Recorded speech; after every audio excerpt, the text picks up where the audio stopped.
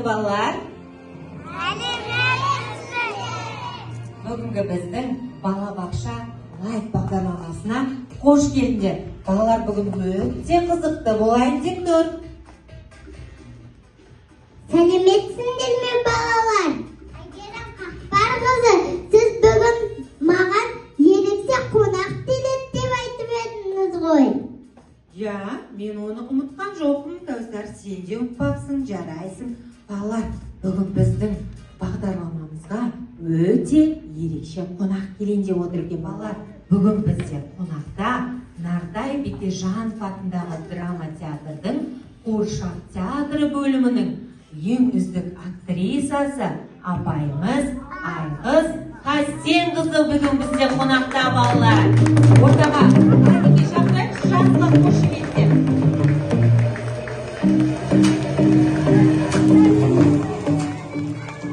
Саламатсыздар ма, құрметті балалар?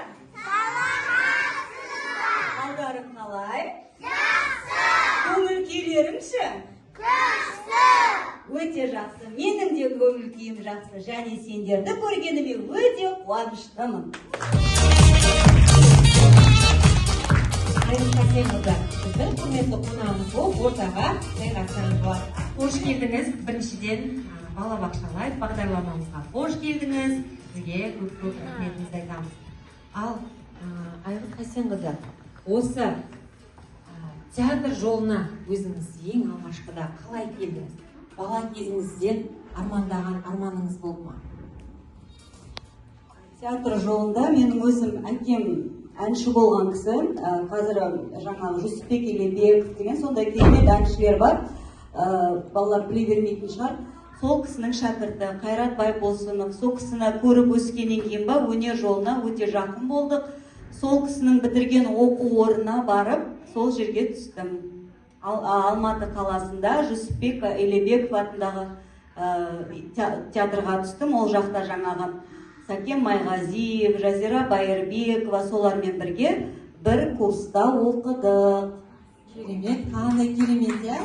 Ал енді олай болса, кішкентай кезіңізде, есіңізде ме, осындай балабақшада жүрген кезде, осындай театрларда өнер көрсетіп, болмаса қуыршақ театрында, спектакльдерде ойнадыңыз ба? Кішкентай кезімде біз көбінесе жаңа жылдық мерекелерге баратынбыз, жаңағы клубтарға. Сол кезде осындай кішкентай балдарға театр көрсететін. Сол кезде көріп, вау, қандай күшті, осы театрда мен де ойнасам ғой, осылар сияқты балаларды қуантып жүрсем ғой деген ой болды менде. Содан кейін барып, армандар орындалады. Сондықтан армандай беру керек. Сөйтіп, арманым орындалып, қазір сендер сияқты кішкентай балалармен, үлкен де көрермендермен жұмыс жасап жүрміз. Көп рахмет. Дұрыс айтасыз, армандар шынымен де балалар орындалады екен, иә? Балалар, барлығымыз армандаймыз ғой, иә? Сендер қандай армандайсыңдар? Нені армандайсыңдар қазіргі сәтте балабақшада жүрген кезде? Айтыңдаршы, кәнеке, сендермен де сұхбаттасып едік. Мұғалім болғың келеді. Өз отбасыңыз жайлы айта кетсеңіз. Менің отбасым 3 ұл, 1 қызым бар. Мінеке біздің балапандарымыз сияқты сіздің де бүлдіршіндеріңіз армандайды ма? Сіздің жолыңызды қуғысы келеді ме? Сізден кеңес алатын шығар мүмкін? Әрине менің қызым, ұлдың ішінде бір қыз бар, ол биші болғанда биді жақсы көреді. Филармонияда биші болды. Одан кейін Ақмарал Мұсабалина деген осы қазақта біздің Қызылордада биші апай бар, содан тәлім алды. Қазір бірақ студент, ол содан кейін қосымша алып жүрем деп, қазір мұғалім мамандығын оқып жатыр. Бірақ ол қыз биді қатты жақсы көреді. Қызым бар, өнерде қызым бар. Көп рахмет сізге. Ал енді балалар, қонағымызға сұрақтарың бар ма? Кімде сұрақтар? Кәнеке қоя қойыңдаршы. Нұрислам ортаға келіп сұрақ қойғысы келіп тұр екен, келе қойшы менің қасыма. Қуыршақ театрда ойнап жүрген кезде сөзіңіз ұмытылған болды ма? Әрине ондай болады, онда адам кейде қобалжиды, әр сахнаға шыққан кезде адам қобалжиды. сол кезде кейде болады ұмытып қалған, бірақ ол кезде бізге оқу кезде үйреткен импровизация деген бар. Сөзіңді ұмытып қалсаң, соған жақын байланысты сөздермен алып шығу керек. Сахнада қателесуге болмайды. Жауабыңызды алдыңдар, Риза? Көп рахмет. Ерғанат сұрағы бар екен бізде. Жұмыс барысында басыңыздан өткен қызықты сәттерді айтып беріңізші. Қандай керемет сұрақ. Бізде мынандай оқиға болған. Біз осындай балабақшаға барамыз ғой. Сол кезде жылайтын кездер болады. Сол кезде жылап жатқан кезде бір кішкентай бала қолындағы бетрамалын әкеліп беріп, жыламаш деп менің бетімді сүрткен. Одан кейін бір қыз кәмпитін берген. Міне осылар маған өте қызық, өте ыстық оқиға. Көп рахмет. Тағы бар ма балалар сұрақ? Айқын айта ғой сұрақ. Келе ғой. Сәттен бастап театрға келдіңіз. Мен театрға 16 жасымнан бастап оқу оқыдым. Сол кезден бастап әлі күнге дейін театрдамын. Алматы қалалық театрда жұмыс жасадым, Ақтау театрында жұмыс жасадым, Чимкент. Жолдасымның жұмысы әр қалада болған соң, әртүрлі қалаларда, театрларда жұмыс жасап көрдім. Сол маған бұйырды. Көп рахмет жауабыңызға. Демек, сіз бұл әңгімеңізге қарасақ, бүкіл өміріңізді театрға арнаған екенсіз. Бұл сіздің шын жүректен қалаған мамандығыңыз болып тұр ғой.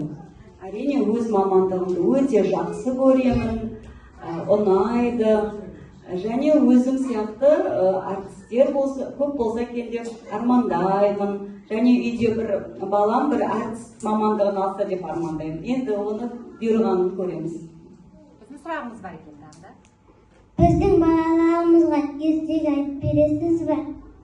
Әрине айтып беремін. Қазір кішкене ойындар ойнап, кейіпкерлер болып келем, сол кезде ертегімді айтып беремін, жарай ма?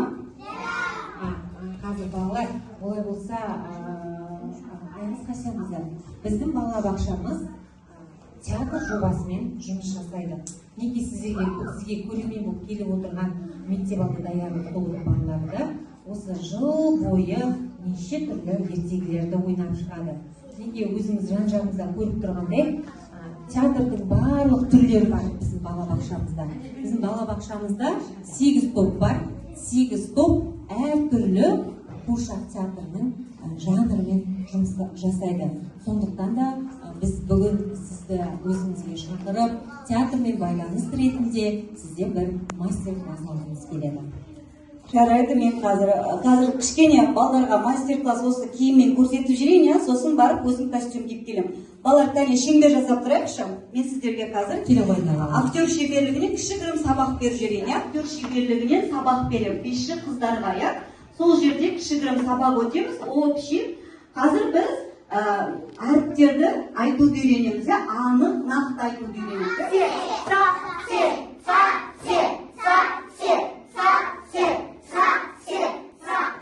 Жарайсыңдар. Енді бүйтсеміз қараңдар. Қ мен Р әріпін анық айтамыз. Қ, Р, дейміз қолымызды.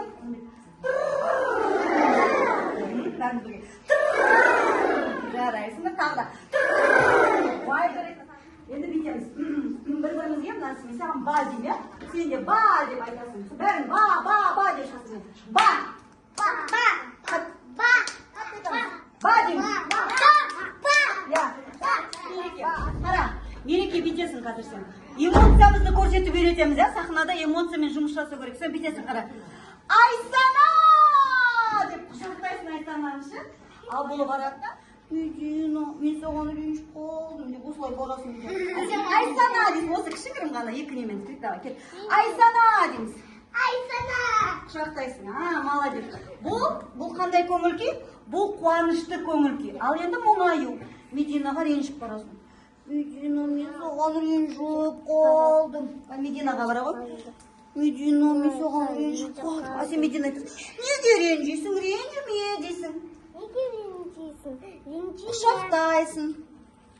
Міне, осылай, көптеген, бізден мастер-класстар болады.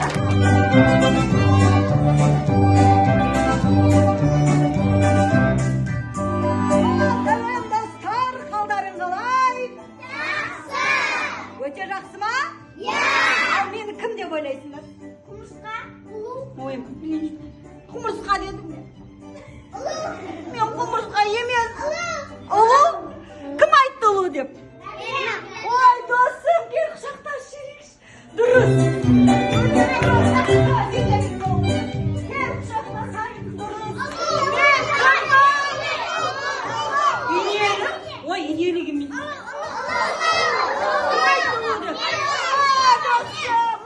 ойнағыларың келіп бәрің билегілерің келеді екен ғой, иә? Ал мен сендерге мұқияттылыққа ойын ойнатам. Кәне мұрындарың қайда? Аспан қойды ғой? Жер қайда? Қазір шатаспаймыз, жер ма? Мұрын дегенде мұрын, аспан дегенде аспан, жер дегенде жерде көрсетеміз, жер ма? Кеттік ал, мұрын, аспан, жер, мұрын, мұрын қайда ғой, мұрын қайда? Ой, мұрындарың аспан қош кетті, кәне аспанға мұрнымыз аламыз. Хоп, орнымызға аламыз. Қорттар, аспан қош кетеміз ба? Орнымызды аспан қошынамыз. Кәне, жылдам екен, қолымызды алдыға созамыз.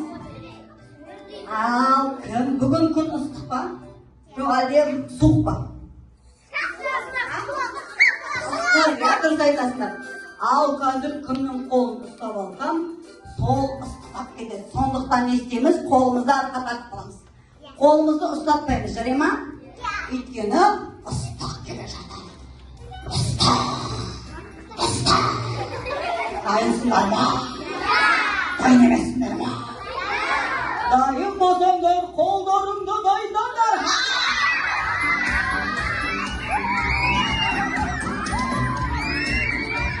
Енді келесі ойынның шартымен түсіндірейін. Ал мынау жұлдыз. Енді бастарынан ұстап алам. Ал сендер не істейсіңдер? Отырып қаласыңдар. Жарай ма? Кім отыра алмайды, сол қатты ұстап кетеді. Дайынсыңдар ма? 1, 2, 3.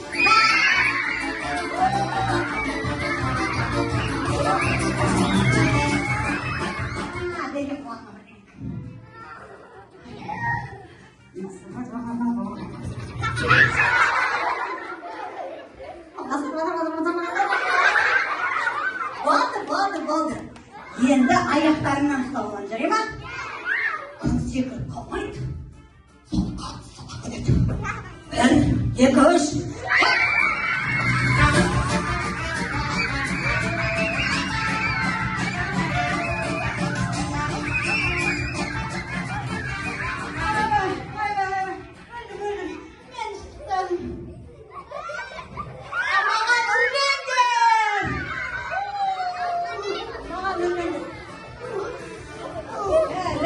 Сендерге көп рахмет. балалар сіздерге біздің қонағымыз болудың ойындары ұнады ма? Керемет көңіл сыйлады, иә балалар? Кәнекей олай болса ұлуымызға рахмет айтайықшы, кәне бәріміз. Балалар, сендерге де рахмет. Барлықтарыңды жақсы көрем. Ауырмаңдар, аман болыңдар. Ел іргесін мықты ұстап тұратын үлкен азамат болыңдар. Көп рахмет балалар.